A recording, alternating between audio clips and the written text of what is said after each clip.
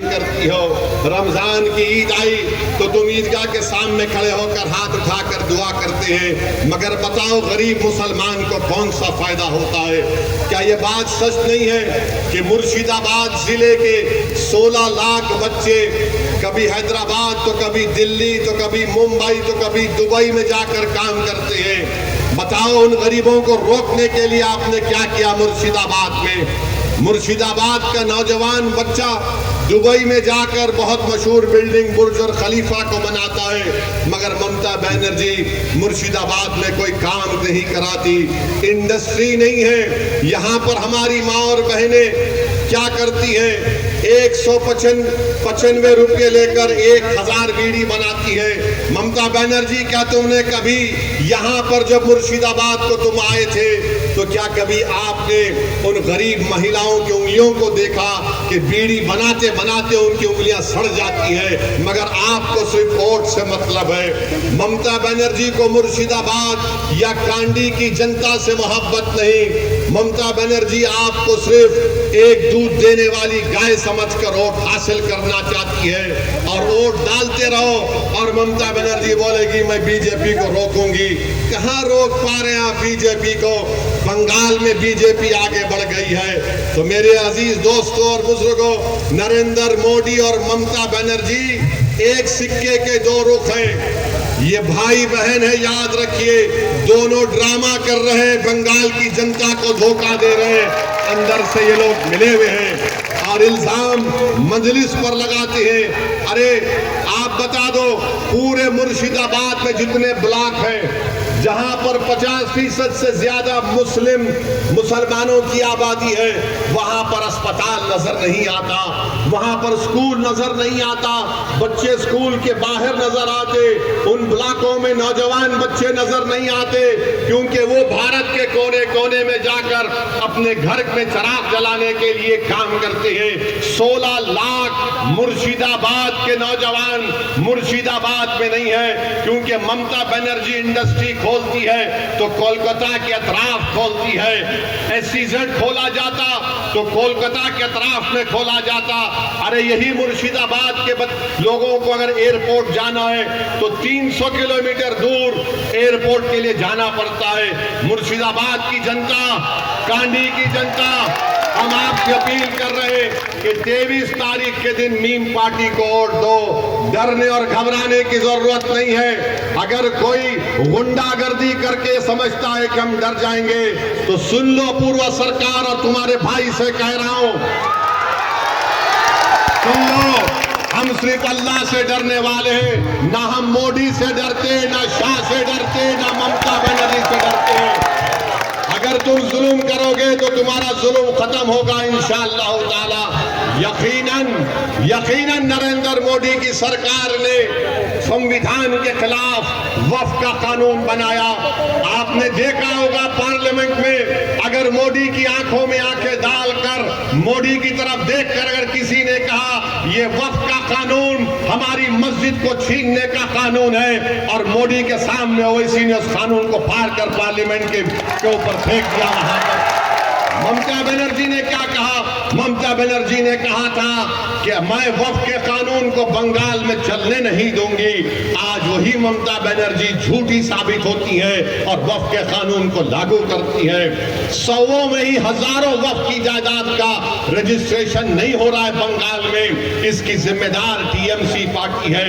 ये सिर्फ धोखा देने का काम करती है। अरे हर तरफ विकास का काम होता है, और करप्शन तो, रिश्वत तो इतना आम हो गई कि ट्रक ओवरलोड अगर होता है तो रेट फिक्स है, 4500 रुपये देना पड़ता है, टैक्स देना पड़ता है। टीएमसी टैक्स उसको कहती है। ट्रक जाता है 4500 रुपये दो। और मैं बताना चाह रहा हूं, यहां पर बैठकर हमारे भाई इस्माइल से कह रहा हूं, इस्माइल तुम जहां कहीं भी हो वैसी तुमसे हाथ मिलाने को तैयार है। तुमको डरने की जरूरत नहीं है। अगर यह पूर्व सरकार तुमसे हाथ नहीं मिलाया इस्माइल तो कोई बात नहीं, तुम्हारा और मेरा दिल मिला हुआ है। तुम जब कभी भी बोलोगे ओवैसी तुम्हारे घर को आकर तुमको अपने सीने से लगाने को तैयार है। मैं यहां पर खड़े होकर सद्दाम से कह रहा हूं, सद्दाम तुमने पूर्व सरकार के भाई के पैर दबाकर रो रहे थे, खुदा की कसम सद्दाम तू अब नहीं रोएगा। जो लोग सद्दाम को रुलाए हम उनको रुलाएंगे 23 तारीख के दिन।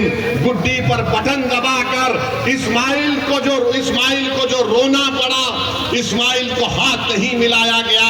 आप अपना एक वोट गुड्डी पर बटन दबा कर दीजिए। मुर्शिदाबाद को डेवलपमेंट करवाना है, अस्पताल बनाना है, स्कूल बनाना है। यहाँ पर हमारी बहनों के लिए, जो हमारी बहनें डिलीवरी करती हैं, उनके लिए अस्पताल नहीं है। 11 साल से आप टीएमसी को वोट दे रहे हैं। ममता बनर्जी कुछ नहीं कर सकती, सिर्फ आपका वोट हासिल करना चाहते हैं। बताइए, इतना बड़ा इलाका है, क्यों नहीं ममता बनर्जी ने यहाँ पर एक मुस्लिम अक़लियत को अपना उम्मीदवार बनाया।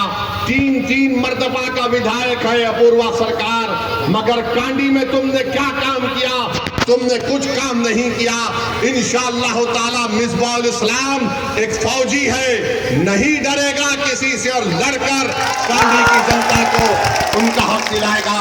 तो मैं आपसे अपील कर रहा हूं कि आप अपने वोट का सही इस्तेमाल करिए। जो लोग मीम पार्टी पर उंगलियां उठाते हैं, याद रखो, मैं भारत के कोने कोने में अगर जाकर अपनी पार्टी का अगर प्रचार करता हूं तो सुन लो जालिमों, मैं कोई चमन से चलकर नहीं आया हूं। मेरे आबो-अजदाद जब मीम पार्टी का आगाज आज से 70 साल पहले किए गए थे, तो हमारे पार्टी के फाउंडर अब्दुल वाहिद ओवैसी को उस वक्त की कांग्रेस की सरकार ने 11 महीने जेल में रखा। आज ममता बनर्जी और तमाम पार्टी बोलती है कि उनके अकाउंट बीजेपी बंद कर देती है। 70 साल पहले मेरे मरहूम कायद के अकाउंट बंद कर दिया गया था। अब्दुल वाहिद ओवैसी के घर का पानी बंद कर दिया गया था, मगर अब्दुल वाहिद ओवैसी ने इनके जुल्म को बर्दाश्त किया, मगर पीछे नहीं हटे। मेरे वालिद सलाहुद्दीन ओवैसी पर इल्जाम लगाया गया, मगर सलाहुद्दीन ओवैसी ने हैदराबाद के मुसलमानों के लिए मेडिकल कॉलेज बनाया, इंजीनियरिंग कॉलेज बनाया, MBA MCA school of architecture nursing college बनाया। 40 साल में ओवैसी मेडिकल कॉलेज से, डेक्कन मेडिकल कॉलेज से 40,000 मुस्लिम बेटियां और बच्चे डॉक्टर बनकर निकलकर देश में और विदेश में जाकर इस देश का नाम रोशन कर रहे हैं। ये हम कर रहे हैं। याद रखो, तुम कुछ भी कर लो, मौत मुझे रोक सकती है, मगर जब तक जिंदा रहूंगा इंशाअल्लाह ताला बंगाल में मुस्लिम अक़लियत की एक आजाद पॉलिटिकल एजेंसी बनेगी और यहाँ पर हमारा भाई इंशाअल्लाह ताला मिसबाहुल इस्लाम कामयाब होगा। तो मेरे अजीज दोस्तों और बुजुर्गों, डरने और घबराने की जरूरत नहीं है। SIR में जिसका नाम नहीं आया, उनकी लड़ाई मीम पार्टी लड़ेगी, उनका नाम दलवाएगी दोबारा वोटर लिस्ट में। मोदी को रोकिए जरूर। बीजेपी RSS मिलकर पूरे देश में हिंदुत्व आइडियोलॉजी को लागू करना चाहते हैं, संविधान के खिलाफ काम कर रहे हैं। मगर बताइए, मस्जिद किसकी टूट रही है? ममता बनर्जी की मस्जिद नहीं टूट रही है। किसका नाम SIR में सबसे ज्यादा निकाला गया?